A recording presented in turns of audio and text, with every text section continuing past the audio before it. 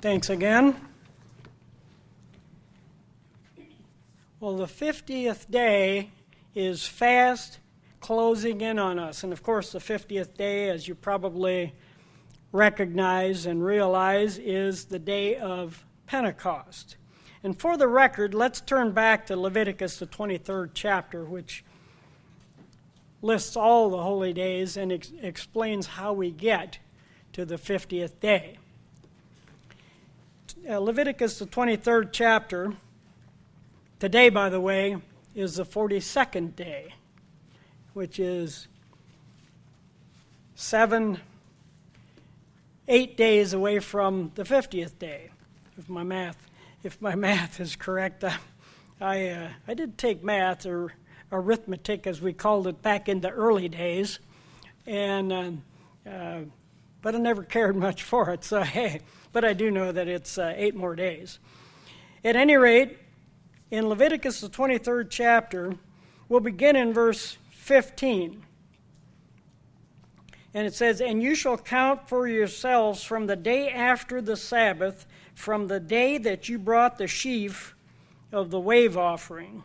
Now, that was done up in verse 11. He said, the priest shall wave the sheaf before the Lord to be accepted on your behalf on the day after the Sabbath. The priest shall wave it. And it says, 7 Sabbaths shall be completed. In the finish, verse 15, 7 Sabbaths shall be completed. And 7 Sabbaths, 7 times 7, and here's another mathematical equation. 7 times 7, I think, is still 49, right? I thought so. So the title of my message is The 49th Day. And I'll get to that hopefully before the end of the sermon so that you can know what I'm actually talking about. But at any rate, it says in verse 16, "Count 50 days to the day after the 7th Sabbath." Now, how do we know which day the Sabbath was that we started counting from? Well, that particular day, if we reckon back, if we're after the 7th Sabbath, that's a fixed date on the calendar, where if we were using the first or the last Sabbath or day of unleavened bread, it's not a fixed spot. We would be randomly all over the calendar, and so it has to be a fixed spot, so it has to be the Sabbath that falls during the days of unleavened bread. This particular year, it ended up being the first day of unleavened bread, and that's where the counting was reckoned from. But anyway, the 49th day is the title. Pentecost, as we know and have recognized for a long time, and logically so, is always associated in our minds with the Holy Spirit, because on that day the church was born, according to the biblical record, and the Holy Spirit was given. So that's why it's associated with the Holy Spirit, because that happened. In Acts, the first chapter, and we'll fast forward here to Acts, the first chapter, it describes that. Actually in the second chapter is when it really happened, but what we want to look at is in the first chapter, in Acts 1. But the Holy Spirit was given back in the early days of the church, in the Old Testament days of the church. They might have recognized it as the day that the law was given, or the wave sheaf, and so forth, were more associated with it. Obviously, the Holy Spirit hadn't been generally given. Some people had it, but in general, it was not widespread like it was after the first Pentecost, after Christ had been resurrected. But in the first chapter if you're on the Bible reading program that we're on right now, you read this sometime earlier in May, probably, I guess. Maybe did it start in April? Maybe. But anyway, since it's the first chapter, it probably started early in the program, I guess. so you've probably read it. We want to look at verses 4 and 5. Verse 4, it said, "And being assembled together with them, he commanded them to not depart from Jerusalem." Now he was Christ, and they were the apostles, and there could have been others there as well, other than the 12. Well, at this point, there were only 11 apostles because they had not anointed or ordained Matthias yet to be the 12th apostle to replace Judas Iscariot, who had taken his life, actually, and had betrayed Jesus Christ, and then the events that followed that. But anyway, being assembled together with them, he commanded them not to depart from Jerusalem, but to wait. Now you can probably just imagine and almost hear it in your mind, Peter saying, "Wait? Why should we wait? Why do we need to wait?" As impetuous and impatient as Peter seemed to be or was, or a lot of the Gospels, when we read the Gospels, he sort of comes across that way. You can just think about, and there's a little bit of evidence that we'll just look at briefly here, just mention in a moment. But I'm guessing that they might in their minds have thought, why should we wait? Why wait? For, it's continuing, "For the promise of the Father, which he said, you've heard from me," because he talked about it before. "For John truly baptized with water, but you shall be baptized with the Holy Spirit not many days from now." And this is, again, I don't know that they knew when it was going to be. Just he didn't indicate, at least here, when it was going to be, just some days from now, in the future here. Again, they probably thought, why wait? And one of the reasons we think that is because, look in verse 6. "Therefore, when they had come together and they asked him, saying, Lord," they wanted everything now, instantly. They wanted it. They didn't want to wait. "Lord, will you at this time restore the kingdom to Israel?" Because that's what they had been thinking the whole ministry of Jesus Christ. At every opportune time, they had thought, this is it. This is when it's going to happen. All the way through Jesus' crucifixion, they thought that same thing. Well, of course, he said, it's not for you to know the times or the seasons, but that the Father has put in his own authority. But waiting is not something that most of us like to do. Waiting is one of those things that sort of can be, sometimes is, maybe shouldn't be, aggravating and unpleasant. We may feel that way. I know I probably do at times. We want things, and we want it now. We don't want to wait.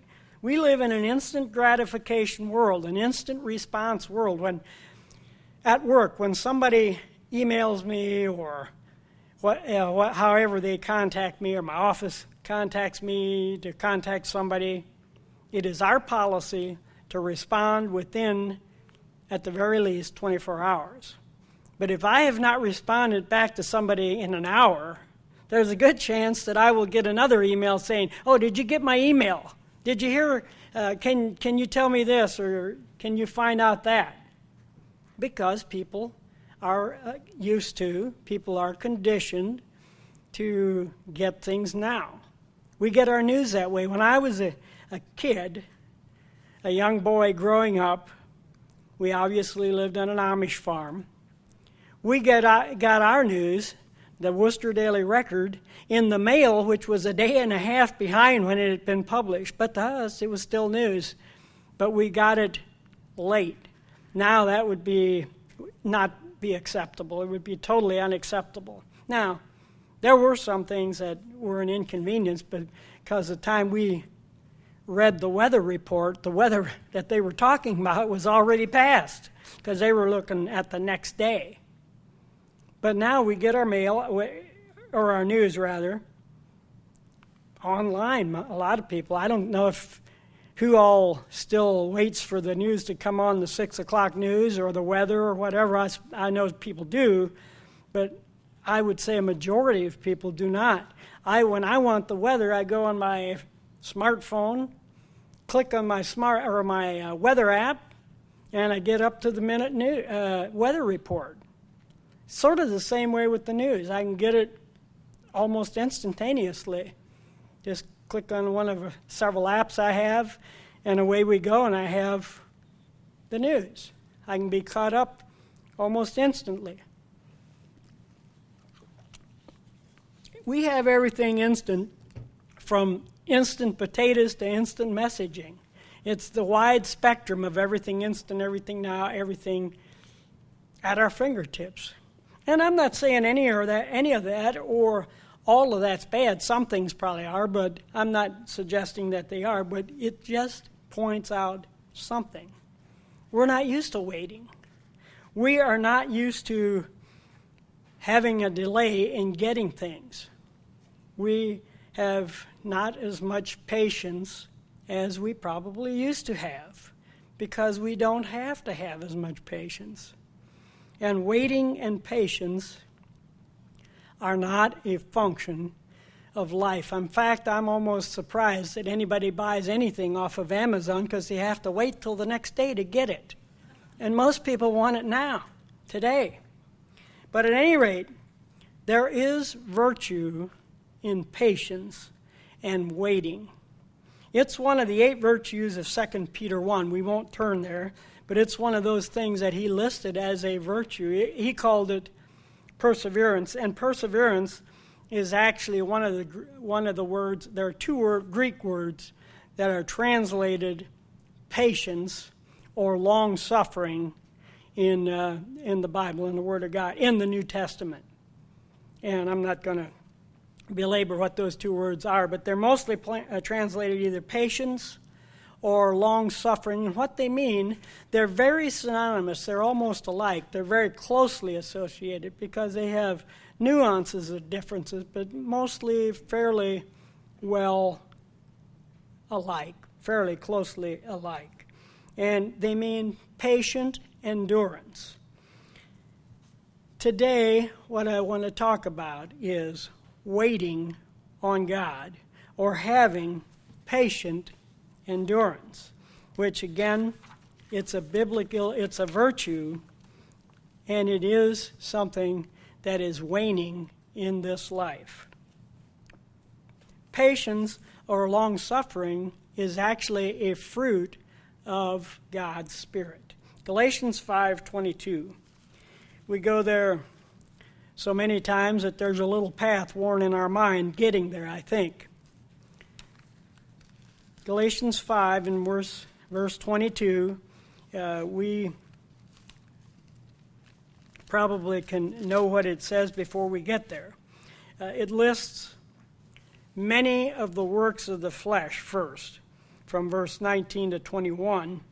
The works of the flesh, which are these, and then it goes on to list many of them, adultery and so on, all the way down to revelries and the like, and many in between, the works of the flesh. But it says the fruits of the Spirit, or the fruit of the Spirit is, and then it starts listing them: love, joy, peace, and then here's the word, long-suffering. And it means, basically, as I mentioned, patient endurance, long-suffering. It is one of the fruits of the Spirit that was given on the day of Pentecost. Fruit, though, has to grow and it has to develop. It is not automatic. I know, and I think this was alluded to maybe in the sermonette, when I got baptized, when many of us got baptized, we thought we had hit the jackpot, that we were in nirvana, that now everything is going to be different, everything is going to be easy, everything is going to be automatic. Well, I'm here to tell you, and so are most of you, that that is not the case. Oftentimes, because we're now that little focal point of light, it actually becomes more difficult because Satan is now targeting us in a way that he may not have been in a former life or in our former conduct, in our former way of conducting our life, because now all of a sudden we're the target. So keep that in mind, that it's not automatic, that just because we have God's Spirit does not mean we have a full extension or patience to the full extent.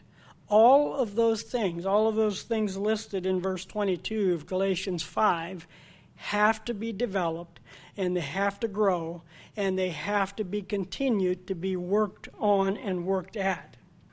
James, though, the book of James in chapter 5, has a formula for developing patience that's built around 3 illustrations that he gives. But on the way to James 5, let's stop by James chapter 1 and just get a little bit of a glimpse of how important that patience actually is. James 1, and it says he wrote this to the 12 tribes which are scattered abroad. And of course they were. If we know anything of the history of Israel and Judah, we know that they had been dispersed, Judah to Babylon, although they had come back, some of them, not all of them, had come back to the land of Judea, to Jerusalem, and that area to rebuild the temple in preparation so that eventually, about, I think, 400 and some years later, Jesus Christ could be born in their land, in Bethlehem, and then could have a ministry in that area, in Palestine and around that area. So they had to be there so that could happen. But anyway, besides that, I digress. It says in verse 2 of chapter 1 of James, it says, and I love the book of James because James gives us a lot of practical things that we can use. They're easy, they're clear, easy to understand. They're applications that we can put to use, and they bear fruit. They bear results. And he makes them clear. My brethren, he said, count it all joy when you fall into various trials. The apostles, when they were put in prison in Acts 5 in verse 41, it said they rejoiced that they were able to that they were accounted worthy to suffer for the name of Christ. And this is what James is saying. My brethren, count it all joy when you fall into various trials, knowing that the testing of your faith produces patience. It produces patience. But let patience have its perfect work, that you may be perfect and complete, lacking nothing. Patience perfects character. It perfects us. It takes trials, actually, to do that, as referenced in verse 2 and 3. It takes trials to perfect our patience. But it's extremely important, as pointed out here and other places, it's that we need to have patient endurance, that we need to continue to work on it and make it grow. In James 5, which is better known probably for the prayer of the righteous affecting healing and so on, which is at the very end of the chapter, but that's not what we want to look at. We're looking at the 3 illustrations or examples that James gave that we can look to help our patience continue to grow, the fruit of the Spirit, patience, to help it to continue to grow and to become better, and that's what we are to do. He said, therefore, in verse 7, we'll go from 7 to 11, be patient, brethren, until the coming of the Lord. And then he gets to the first thing, the first illustration. He said, see how the farmer waits for the precious fruit of the earth, and there's that word waits, for the precious fruit of the earth, waiting patiently for it until it receives the early and the latter rain. the early and the latter rain may not be exactly what we think it is. I would think the early rain would be the spring rain, latter rain would be the fall rain, but it's actually, in reality, just the opposite in this case. The early rains are the fall rain that they plant seeds in the fall that overwinter, and then they have to have rain to get a good start. And then in the spring, they have the latter rains to continue, for that to continue to grow.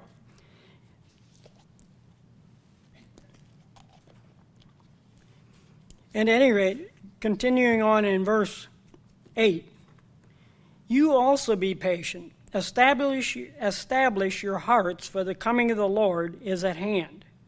Do not grumble against one another, brethren, lest you be condemned. Behold, the judge is standing at the door. We're being judged now.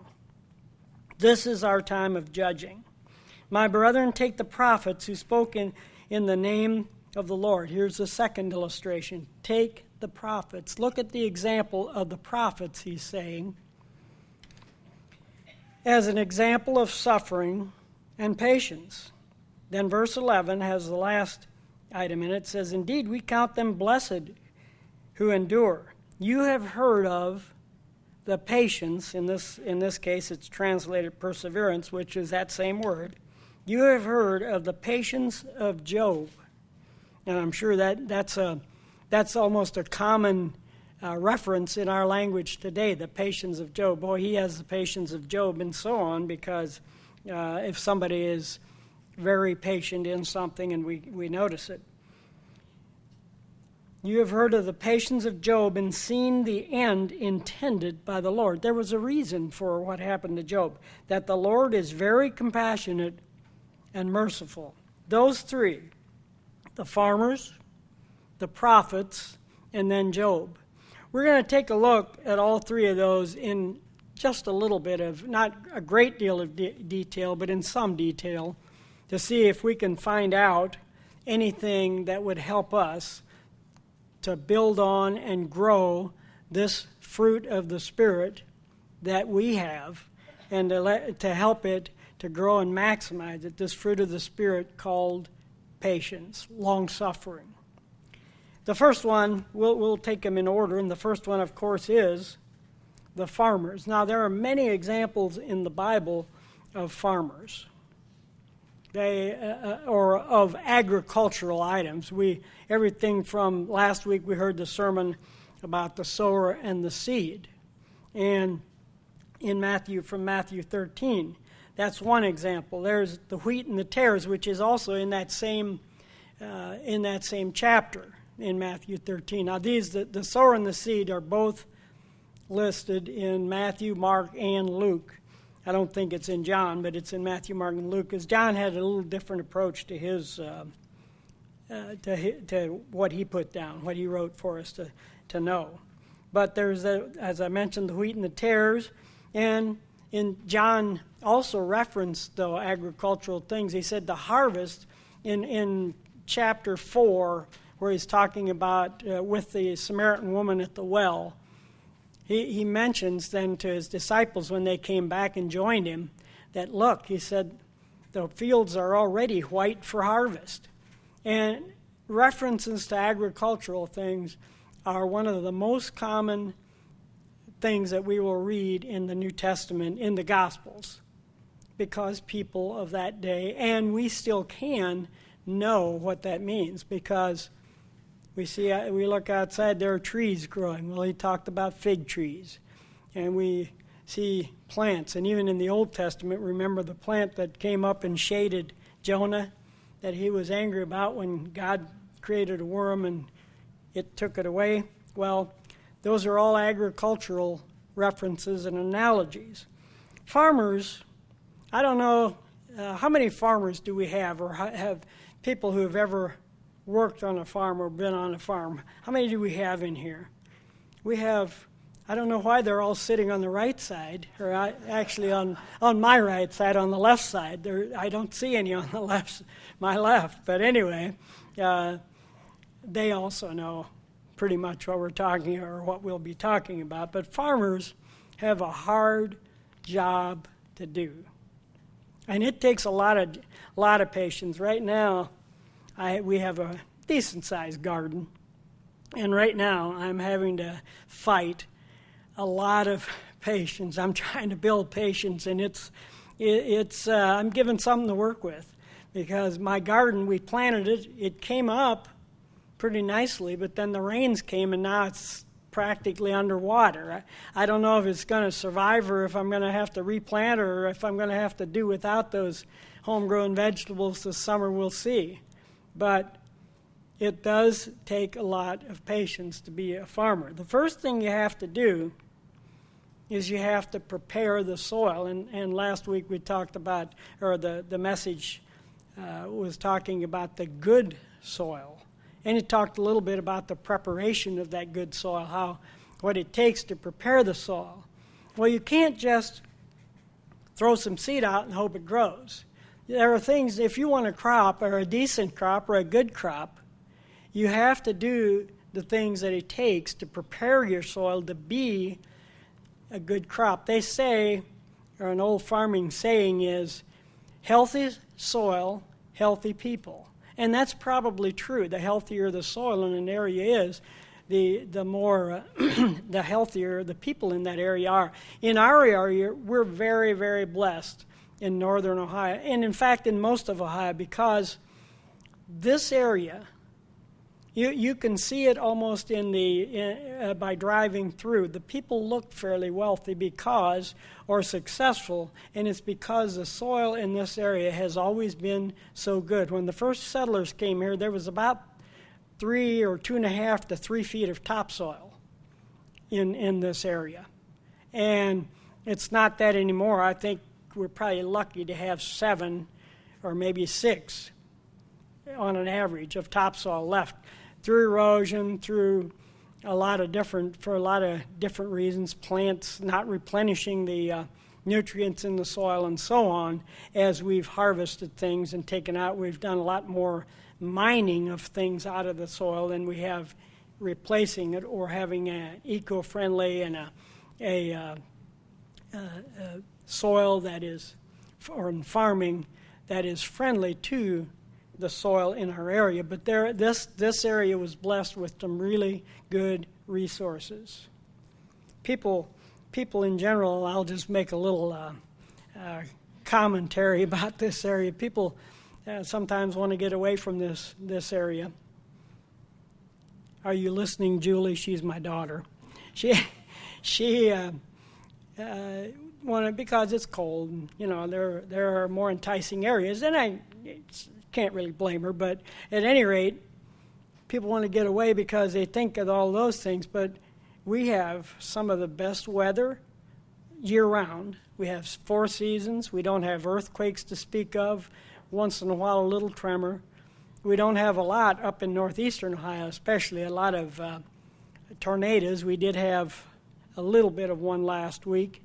But in general, we don't have much. We don't have poisonous insects and snakes much up here. So I think it's a pretty good area. So that's my commercial for the day, for the Chamber of Commerce, to try to get people to come to this area, I guess. But at any rate, farmers have to prepare that soil to be ready for the plants that are coming, to be ready to plant it. Then the next thing they have to do is they have to plant the seed. They have to, in what we used to do when growing up on the farm, so I know a little bit about farming.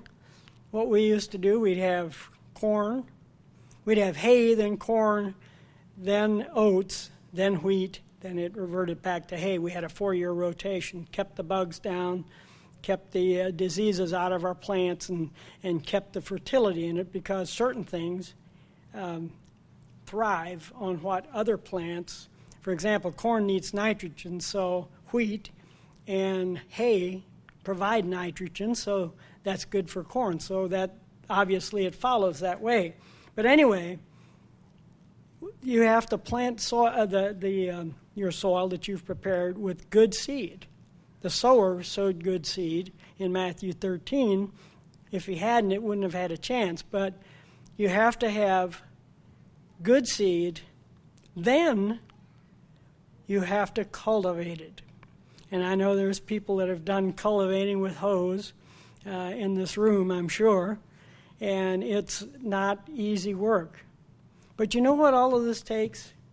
Takes a lot of patience. We have to be patient because we put that seed in, even into good soil. Takes a while. I was cultivating. I've told this story probably many times. You may be tired of hearing it, but I was cultivating our corn. We tried to get it cultivated about 3 times, sometimes 4 if the weather was just right. We'd cultivate it when it was real small, and then it got bigger, and then it got bigger again, because the bigger it got, the more we could hill the corn up against the dirt and soil up against the stalks of corn. And one morning, we did it with 2 horses and a manual cultivator, or a horse-drawn cultivator, and it would put the dirt in. You had these little pedals that you did to avoid the corn, so that if your cultivator drifted this way or that, you could still keep from dislodging the corn. One morning, it was a Monday morning, and I had probably been out a little too late on Sunday night, and I probably should have been home in bed. But at any rate, I started to cultivate, and this little corn is, maybe 3 inches high or whatever, and you go down this row and you have to look down to keep it from, that corn going by is better than counting sheep. It puts you right to sleep. And when I woke up, I was going diagonal across the field. And my dad was not very happy, but we recovered.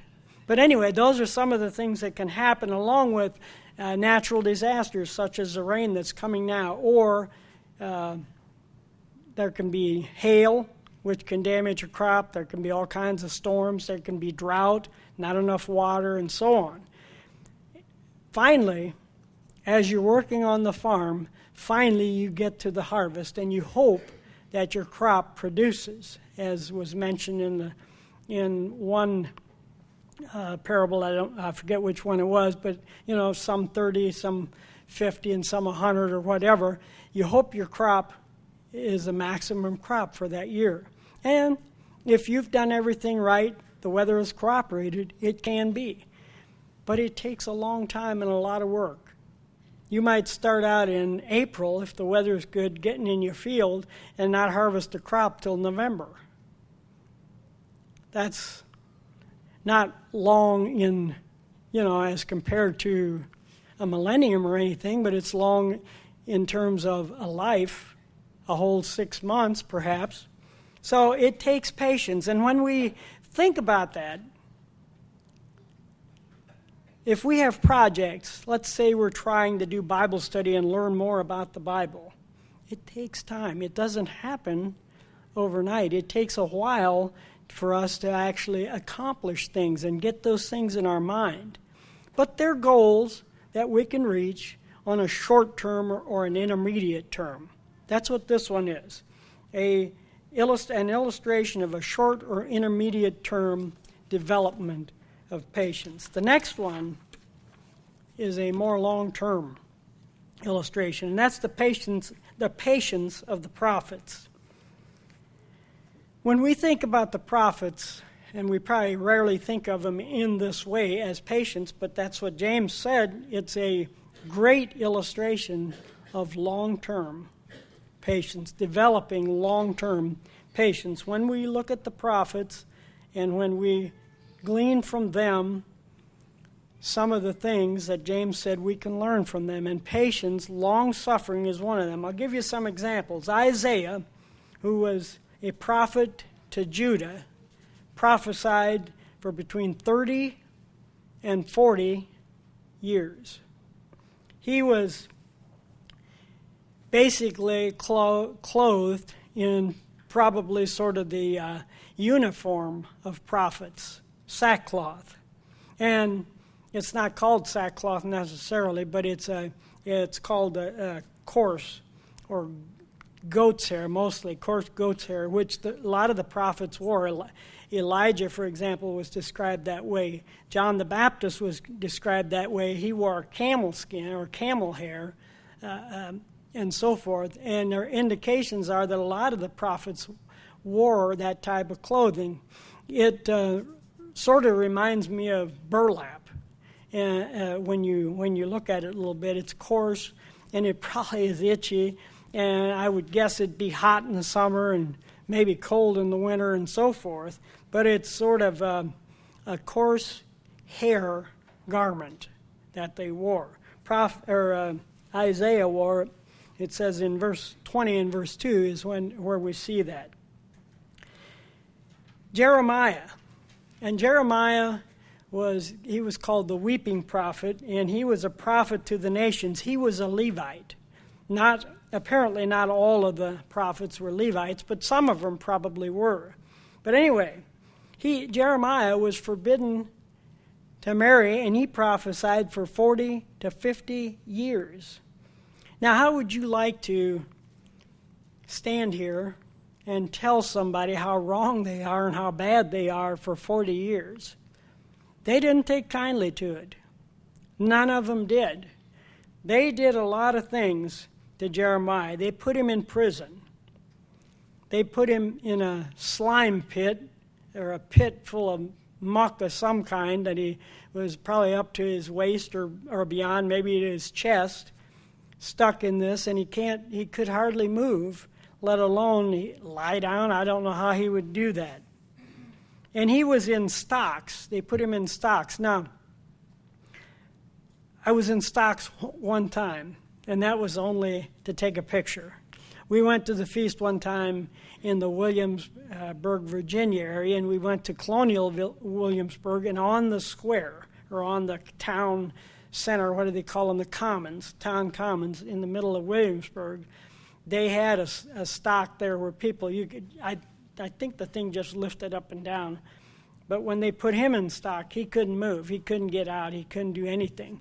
But here you'd put your hands through there, and it clamped. A wooden piece looked like a yoke, came down over your two arms at the wrist, and then your head was in there as well. And the same. It was all one piece, covered that. And then all you had to do was stand up to get out of it. But in Jeremiah's case, that wasn't what it was like. He was put in stocks. I don't know, I can't remember, or I don't even know if it says how long he was in there, but for some period of time he was in stocks where he was probably made fun of. Maybe they threw rotten tomatoes at him or whatever they did. But that's where they put people to ridicule, mock him, and so on and so forth. And he experienced that as well. Ezekiel, he prophesied for 20 to 30 years. By the way, Jeremiah, it's also said of him that he was probably almost a lifelong martyr for all the things that happened to him. He was like a living martyr almost his whole life. But Ezekiel, he prophesied for 20 to 30 years. He also was a Levite.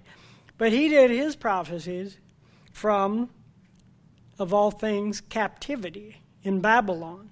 He had been carried away with, I believe, the first wave of captives that were taken from Jerusalem when the Babylonians came along, and they had taken him along with Daniel and his friends. I think Dave Ritter said Shadrach, Meshach, and Abednego, along with his friends. He had been carried off to Babylon, and that's where he did his prophesying from. He was a watchman for Israel.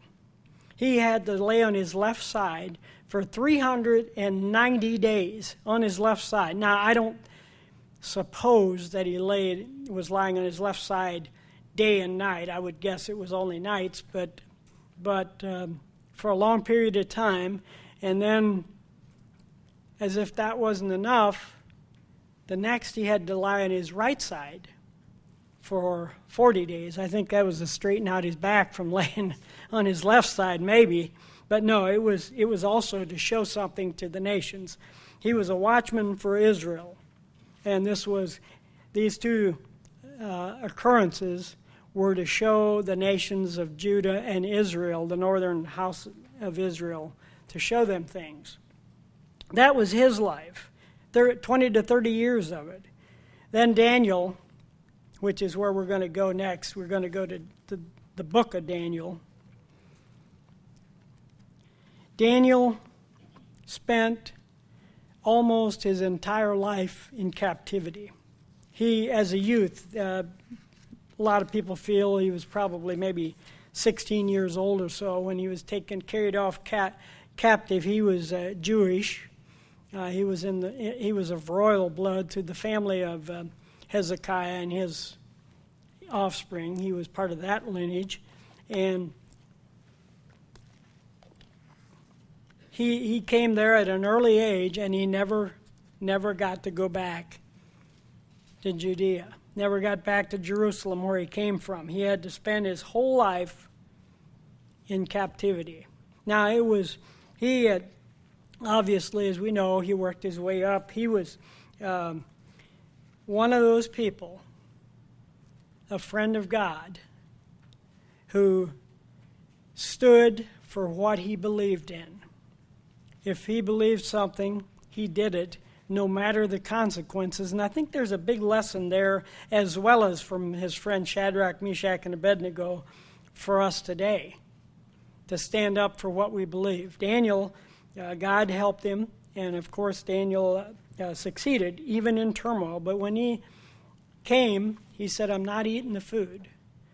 So he convinced his captors to let him try vegetables for 10 days to see how he would fare. And of course we know that he did better than all of those around him that were eating the king's food. He spent time overnight in the lion's den, standing up for what he believed in. He prayed 3 times a day. And when the edict went out that you're the only to pray to this statue we made, Daniel still prayed 3 times a day. And of course, he prayed towards Jerusalem, and the window was open, and they could see what he was doing, so they arrested him and put him in the lion's den. We know how that came out because he ended up surviving that. He was an interpreter of dreams and visions. God worked with Daniel. But can you imagine spending 80 years or so in captivity, 70, 60, 70, 80 years, depending on how old he got? But he was probably, according to some chronologies, probably at least in his 80s or close to 80, the last we hear of him. But in Daniel, we're going to go to Daniel, the 10th chapter, which is what I want to point out here. Don't think I've forgot about the 49th day, because I haven't. It's coming. Daniel 10. Here's another. He had, just before this, he had what's called the 70 weeks prophecy. And then here he had another prophecy, or he had been given another vision or prophecy. He'd seen, obviously, the 70 weeks prophecy and also the beast rising up out of the sea. And then in verse 1 of chapter 10, it says, "In the 3rd year of Cyrus, king of Persia," and this must have been close or near the end of his life, or towards the end of his life, "a message was revealed to Daniel, whose name was Belteshazzar." The message was true, but the appointed time was long. It was for way down the road. And it grieved Daniel. In fact, in those days, Daniel, was mourning 3 full weeks. That's 21 days he was mourning. "I ate no pleasant food, no meat or wine came into my mouth, nor did I anoint myself at all till 3 whole weeks were fulfilled." We're getting to the interesting part. "Now on the 24th day of the 1st month," which was, 10 days, I think, after Passover or something like that. 10 days after the Passover. "As I was by the side of the great river Tigris," that is the Tigris, "I lifted my eyes and looked, and behold, a certain man clothed in linen, whose waist was girded with gold of Uphaz." A man was standing there, and he had some companions with him, which they got terrified and they fled, or or passed out or something happened to him. The men who were with me did not see the vision, but a great terror fell upon them so that they fled to hide themselves. Yeah. Somebody is coming now to give him the interpretation and the answer to the question that he'd been wanting, and he'd been fasting and praying for 21 days for this, and finally it came. And verse 11 says, Daniel, man greatly beloved, understand the words that I speak. Verse 12, here's something pretty interesting. It said, do not fear, Daniel, for from the first day that you offered up a prayer, the very first day, on day 1 of the 21, that you set your heart to understand and to humble yourself before your God, your words were heard. Well, why were they not, if they were heard, didn't he come on the very first day and explain this all to him, and he could have saved Daniel the trouble of fasting or afflicting himself for 3 whole weeks, 21 days. Well, here's why. The prince of the kingdom of Persia withstood me 21 days, and behold, Michael, one of the chief princes, came to help me. This is sort of interesting. It gives us a little bit of an insight into the spirit world.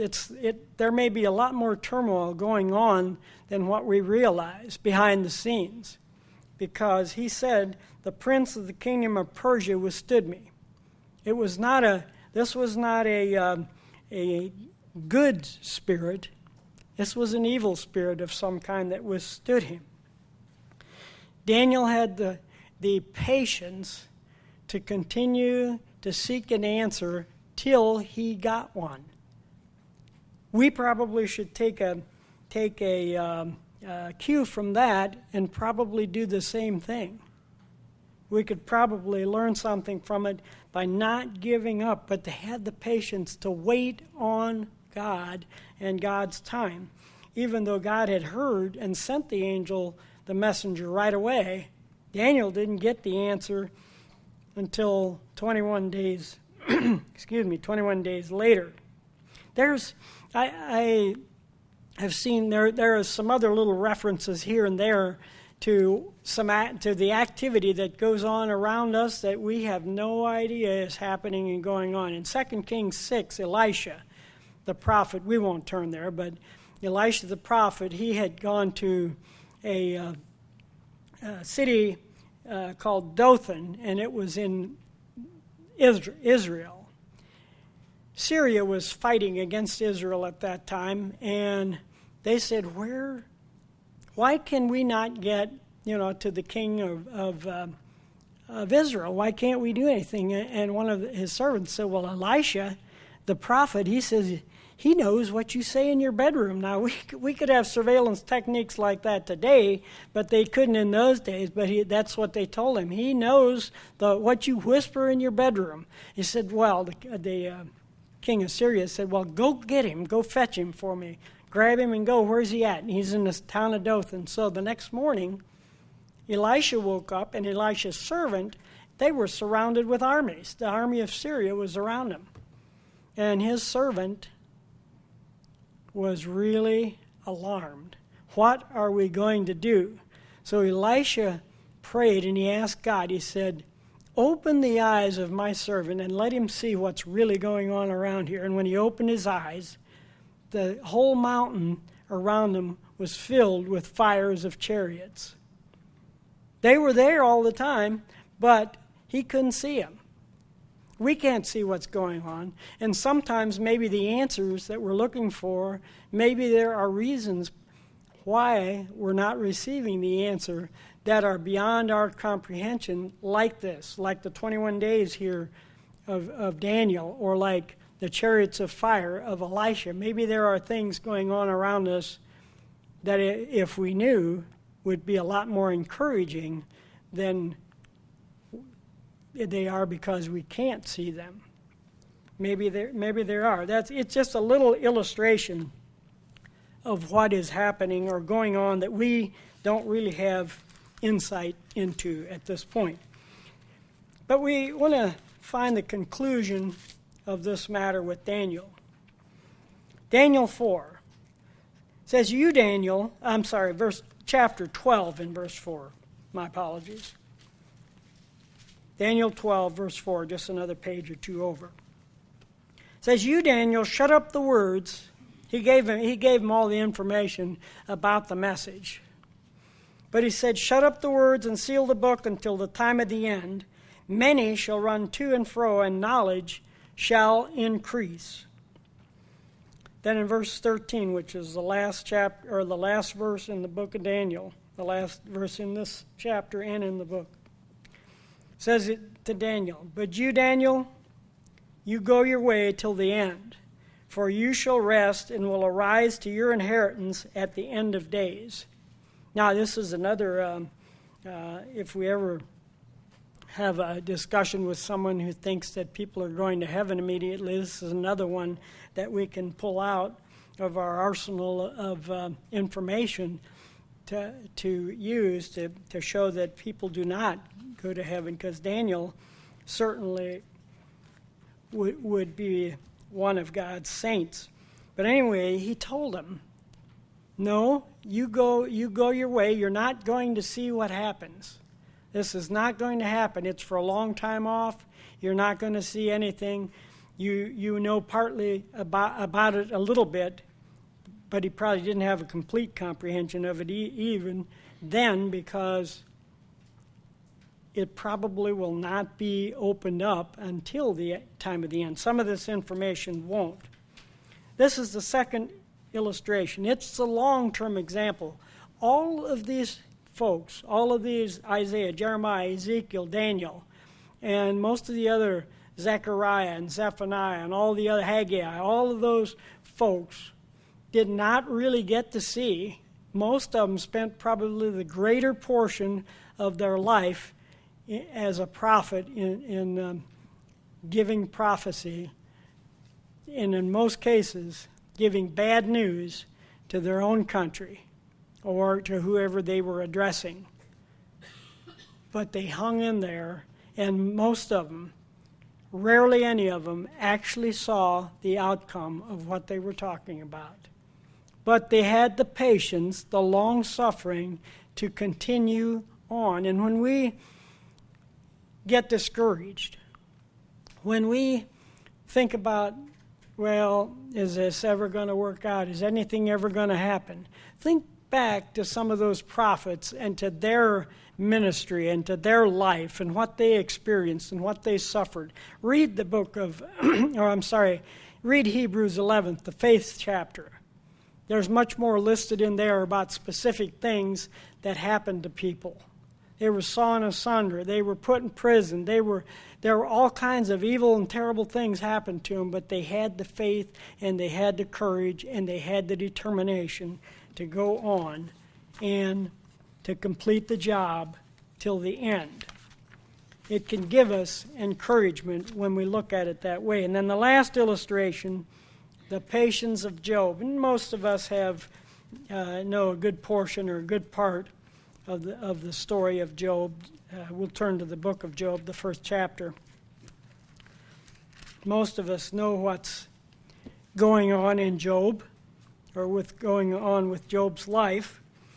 In verse 1 of Job 1, it says, there was a man in the land of Uz whose name was Job, and that man was blameless and upright, and one who feared God and turned away from or shunned evil.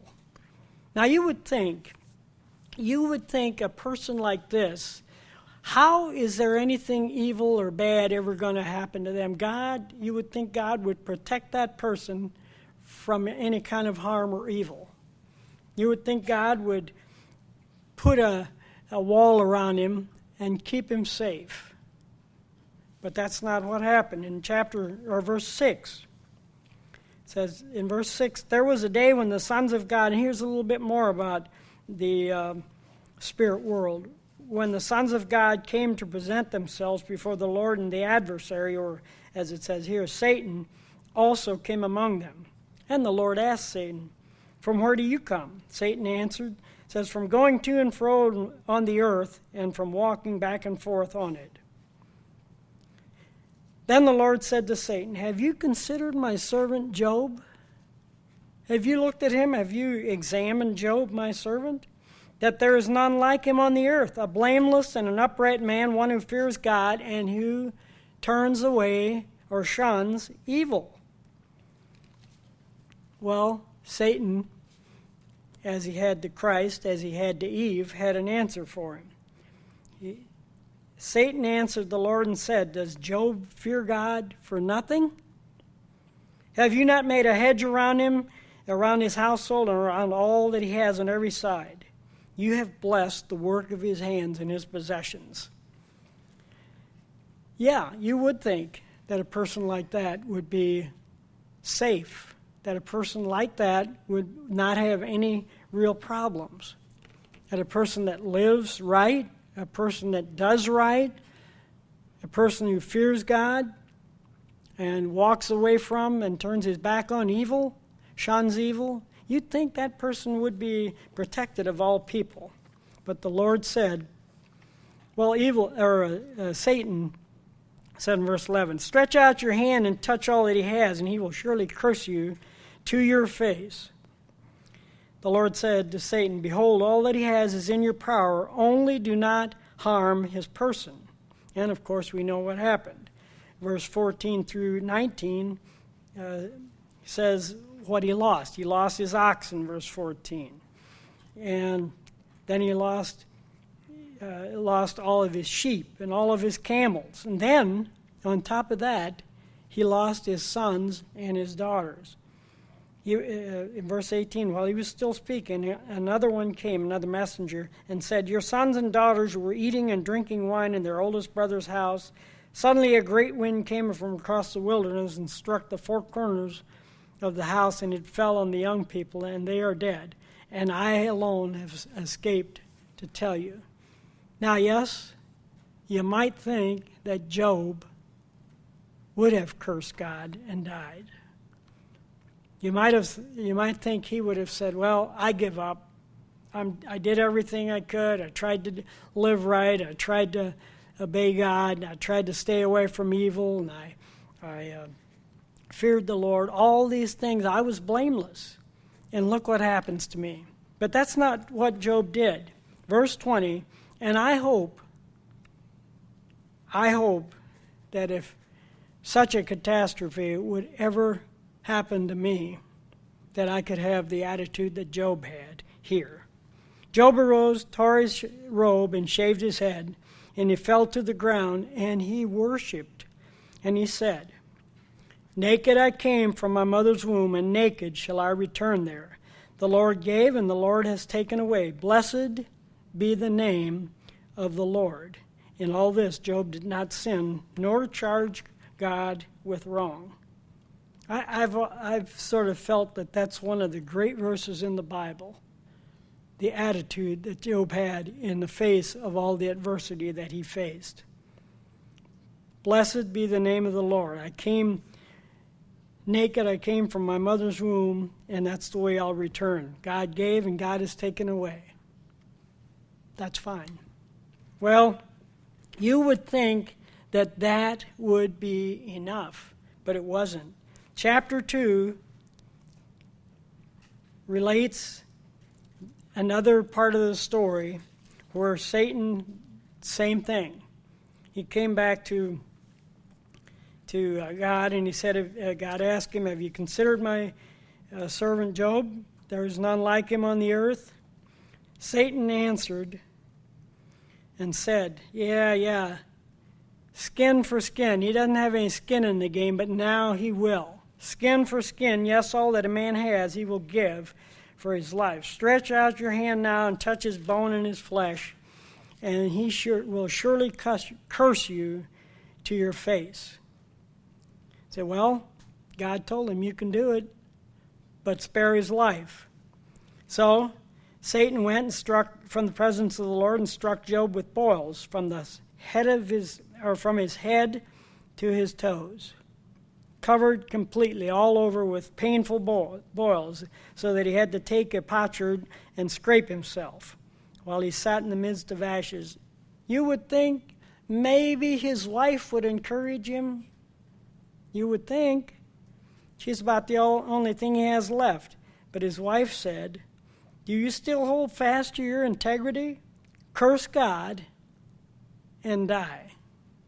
Curse God and die. But Job said, "You speak as one of the foolish women speaks. Shall we indeed accept good from God, and shall we not accept adversity? Shall we accept good but not bad?" In all this, Job did not sin with his lips. In all of this, Job kept his integrity, and he still believed in God. Well, we know what happened, how Job's three friends, Eliphaz, Bildad, and Zophar, came and tried to comfort him, and they were very poor comforters. And then Elihu, the youngest one, there was a fourth one that came and did the same thing. We know all of that. And they really had some interesting things to say. You could tell that they must have been, including Job, quite educated. Job is thought by many to be the oldest book in the Bible.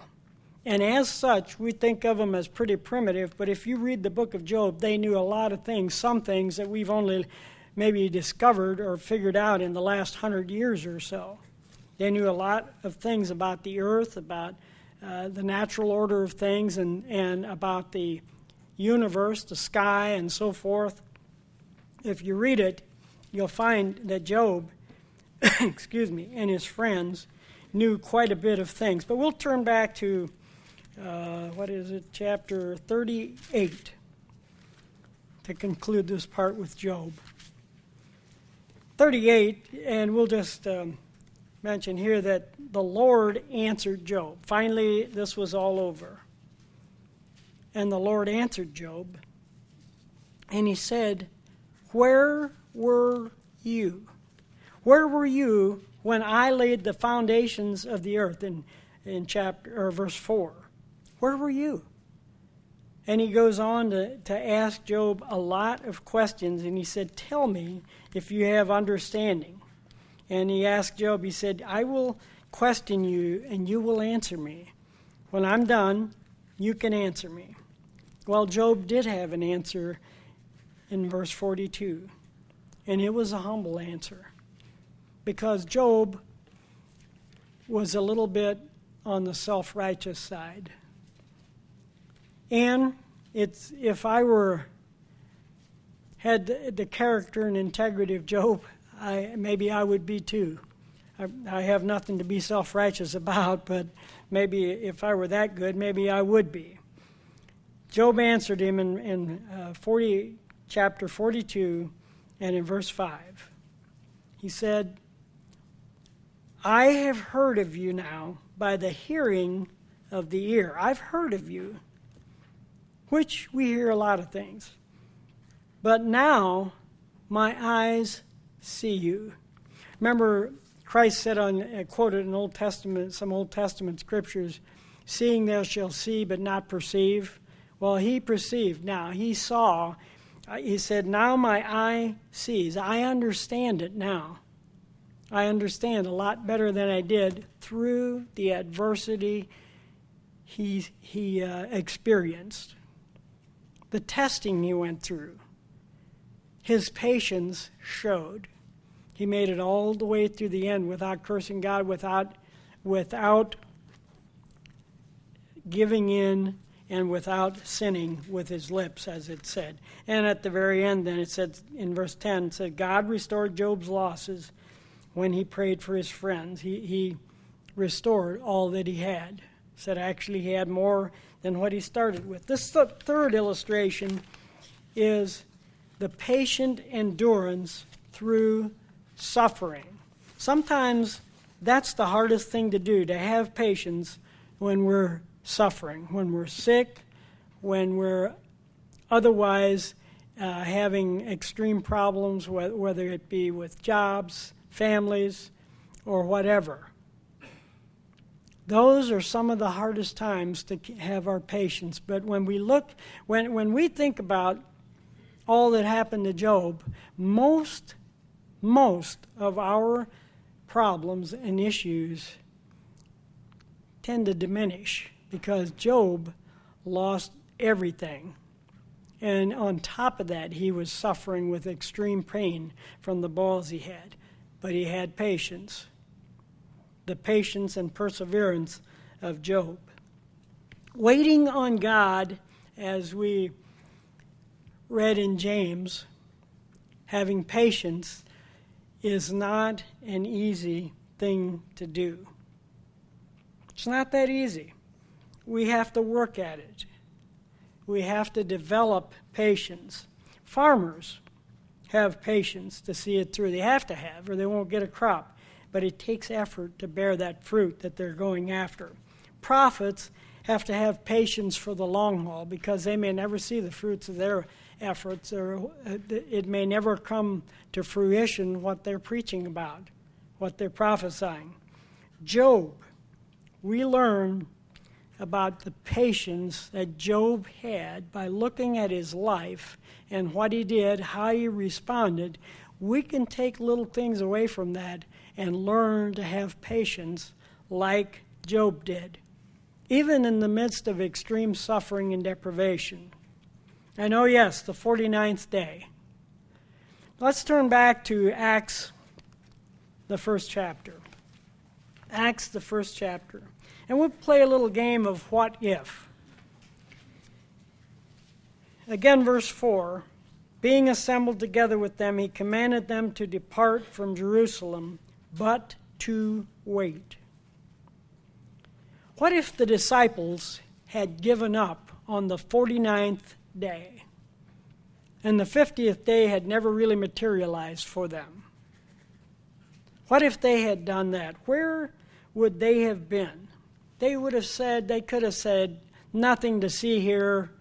I don't think it's going to happen. Let's go back where we were. Let's go back to doing what we did. We have friends who have done that.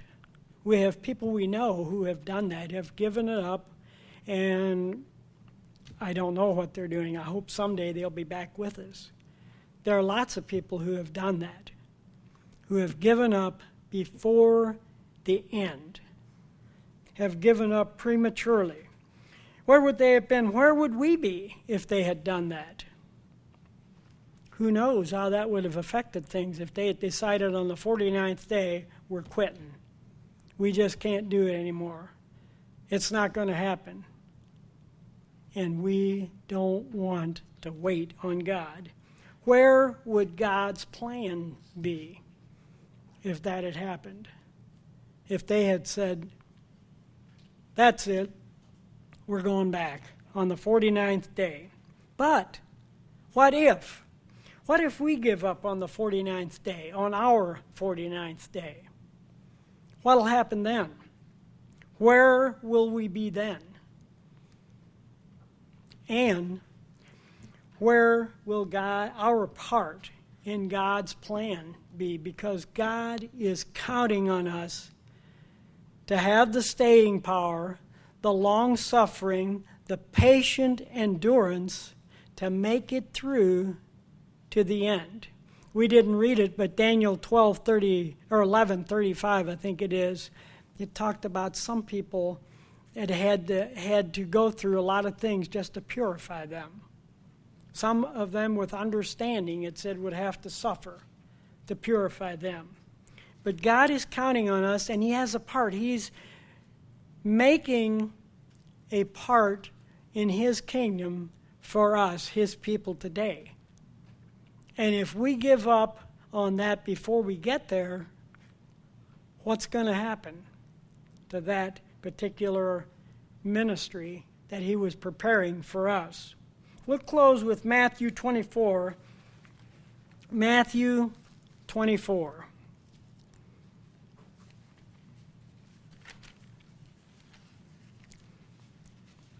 And when we get discouraged, think about the 49th day.